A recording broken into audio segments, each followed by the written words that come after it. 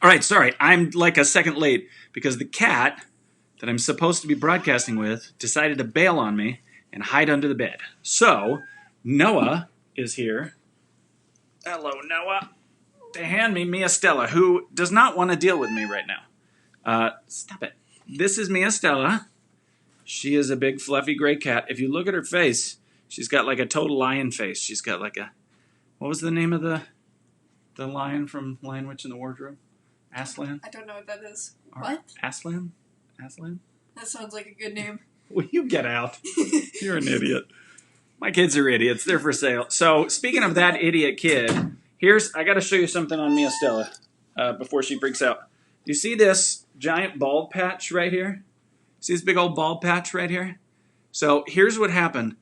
On Easter, we got my son, I think it said putty, but it was more like slime. It was really a glue, and it kept leaking out of the package, and he just left it on a table in his room, and this cat, his cat, it's his love cat, his cat went and rolled around in it.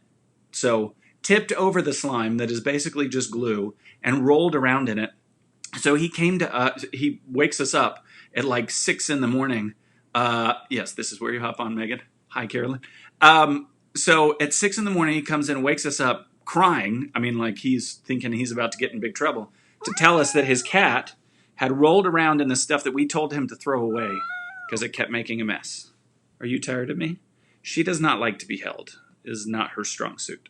She is the loveliest, I know. She is the loveliest cat when she wants to be, but today is not that day. So, hi, it's Saturday. I don't want to do a bunch of work, if I'm honest, and you guys probably don't want to listen to me doing a bunch of work, so we're not going to be terribly professional right now. We're going to talk about a couple of things that are on my mind that have, like, legitimately nothing to do. Yeah, Kristen says her kid got green slime all over the cream-colored carpet. It's the worst. I do not like slime. It seriously was like a liquidier glue, like, but denser. It was the worst. We thought it was putty.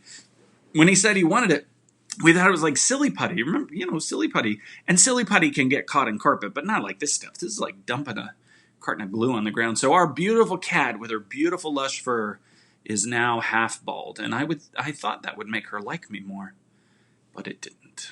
She doesn't care. So, yeah, I don't want to talk about too much work stuff. I do want to share just a couple of things with you real quick if I can. So, thank you, Megan. When am I terribly professional? That is fair.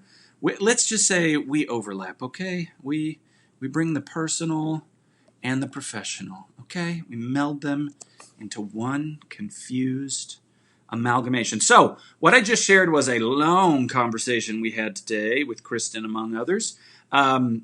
That was actually really interesting. We talked about sort of what's going on right now in the industry, what are some different scenarios we see playing out in the next few years, and the cat right now is about to knock over the studio lighting that's in here. It's very on brand for Mia Stella. So anyway, this was a long conversation. Mia Stella, stop it. They thought it would be funny to give her catnip right before I brought her on here. So now she's rolling around on everything and is about to knock the lighting over. She is like chewing on, like, she's like pulling on the cord. Anyway, sorry. So back to professionalism. Watch this vid. Just do it. It was a couple hours. It was super interesting. The other thing that I wanted to share, one of the things that we talked about in that session was this difference between, we talked about a story that I had read that went from compliance, that businesses go from compliance to efficiency to innovation, which is like doing what's done, then doing it faster, then doing something totally different. And we're sort of in that efficiency piece by whether we wanted to or not, right? So that article is interesting. It talks about efficiency. All right, enough of that. I wanted to talk about something that's been bugging me for the last few days. I've been super busy with getting the conference together, and so I've been eating like crap. And I don't know about you guys, but I just... I take the kids, they get their lunch from school, and then the kids hang out in the parking lot on their phones with each other. They do like, they call each other while they can see each other. And so I take them to school, and since I'm out already, I grab something to eat on the way, which is never good. because it's lunchtime when I take them. And then, I'm working until 7 or so, and then I'm the one cooking. And usually cooking takes me about an hour, depending on what I'm making. And lately I just have not had that time. And so we've just been eating convenience foods.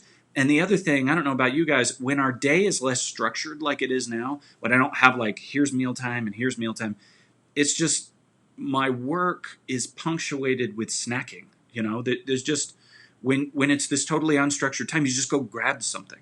And so I'm trying to get myself back onto eating better than I have been lately. Megan actually gave some good tips about, she's been getting boxes of unidentifiable vegetables. Megan, what is the service that you're using? She gets these boxes of just these random vegetables nobody's ever heard of, and then she'll post in Twitter, what the heck is this thing, and send recipes, which is pretty funny. But I wanted to share with you just a couple of resources that I really enjoy. I think I might have mentioned this one before. This is Jamie Oliver. He's got this series of these 5 ingredient meals that I really like because they're very fresh and they're very good and pretty. And he cooks in a very Italian method, which is, very whatever the heck is in the cupboard. He says cupboard, I say pantry. And then they're just really good recipes with 5 ingredients. If you have Hulu, you can go watch these videos of him doing these different recipes on Hulu, and they're really great. Also, another cook from across the pond that I really like is a girl called Jack. Jack Monroe is really cool. What I really like about her is she comes from poor. I mean, not a little bit poor. She was poor. And so a cool entrepreneurial story, a cool story of being yourself loudly and seeing what happens from that, which obviously I'm a big fan of. But she did it from, I'm poor, I'm cooking out of a can, get over it, here's how you cook, right? Which is such a great, pitch. It's really appropriate for her. She's got this shtick where, she's covered with tattoos and she's just got she's got pretty aggressive hair, and but she's sweet as pie and really good recipes when you're broke. If you look at her recipes on here, I think she puts prices on everything, which is really cool. If you go down into the recipes, she'll tell you how much they cost per serving and all this stuff. She's gone, I think, entirely vegetarian now. So a lot of her recipes are vegetarian, which, we're vegetarian probably 5 dinner meals out of the week, but not all the time. So you might like some of these recipes, you might not. My point is, we need to be cooking better. And I don't know about you, but we all did that stupid thing where we're baking bread and stuff in our homes. Maybe it's not stupid. Maybe we should have done this before, but I like all these people suddenly baking bread is amazing. The thing that I wanted to point out that I talked about in the session that we had earlier, I saw on Twitter a video of these people waiting in line for 3 hours to get $30 grocery vouchers from this grocery store. I think it was in San Antonio. This recession is not evenly distributed at all.